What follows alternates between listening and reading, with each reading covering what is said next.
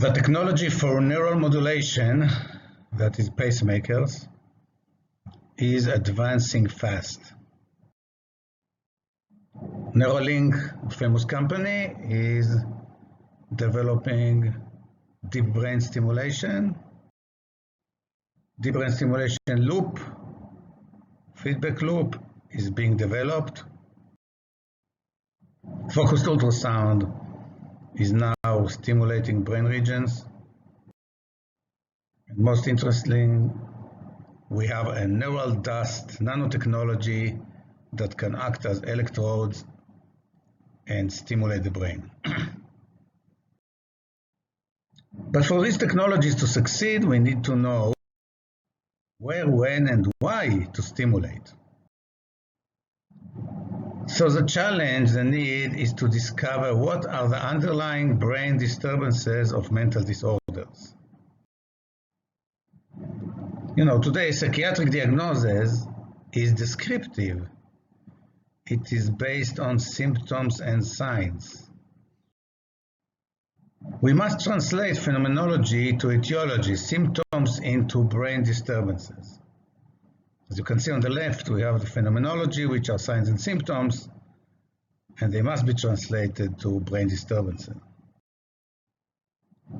For that, I have created Alysis IO, Alysis being the short of neuroanalysis.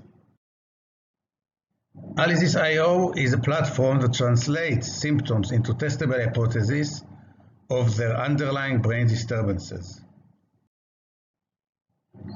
The whole theory in one picture shows you. On the left, you have the phenomenology of the major psychiatric disorders, and then you have the networks involved, the time windows in which they are disturbed, and the detailed theory, testable hypothesis for each one of the phenomenological aspects of a descriptive psychiatric diagnosis translated into etiology, the causes, the networks, locations, time scales.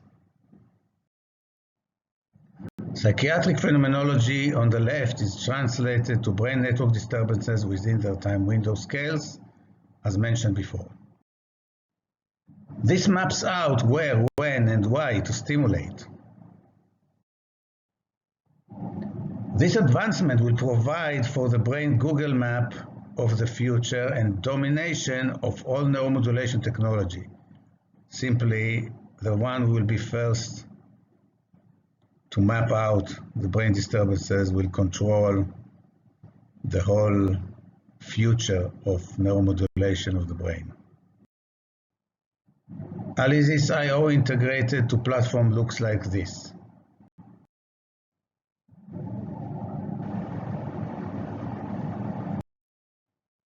The clinician diagnoses the patient regularly, DSM-based. The patient reports his symptoms just as he would have reported them to his psychiatrist.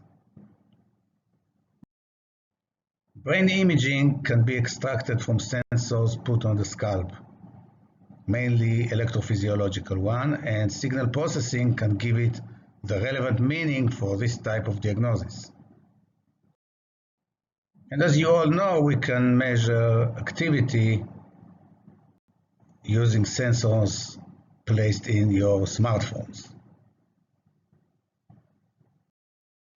This together with Alysis will help us first generate a testable hypothesis of what went wrong in the brain of this patient, and then by analyzing the signal processing from the brain, we can validate that testable hypothesis. So we have testable hypothesis validated.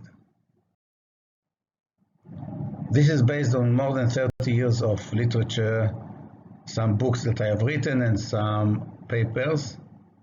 It is actually based on neural computation and thus heavily related to translating phenomenology into brain disturbance.